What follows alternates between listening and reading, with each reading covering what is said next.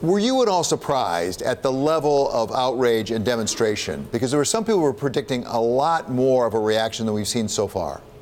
No, it feels to me that in many ways the explosive piece of the Palestine issue has gone away, certainly in the Arab world, as governments and populations feel they have more immediate things going on. But I think there's a depth of feeling about this issue that we'd be making a mistake to misjudge. I think people really do care. I think they think it is one of the fundamental injustices of the world, and I think that the longer term impact of this on the U.S. role of the world is going to take a great toll, even if the short-term impact is there hasn't been the kind of explosion that some people feared.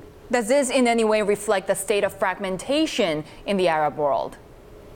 Well, there's a lot of fragmentation, but I think what we saw through the Arab Spring period is people and governments felt they had really a huge number of immediate issues right at home, and something big and theoretical and far away wasn't as important as getting food on the table, getting arrested relatives out of jail, things like that.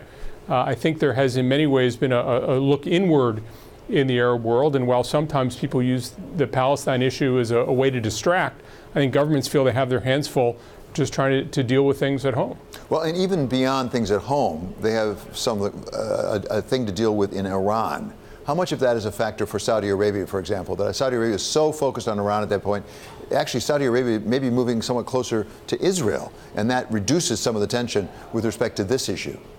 Well, the Saudi government is closer to Israel, but I think the Saudi government also feels that issues like recognition, precisely the kinds of symbolic things that the president gave to Israel this week, are precisely the things that you have to withhold to try to create a greater balance of power between the Israelis and the Palestinians. I think the Saudis feel very deeply in the need to support the Palestinian cause and justice for the Palestinians. And I do think that the U.S. relationship to Saudi Arabia is going to take a hit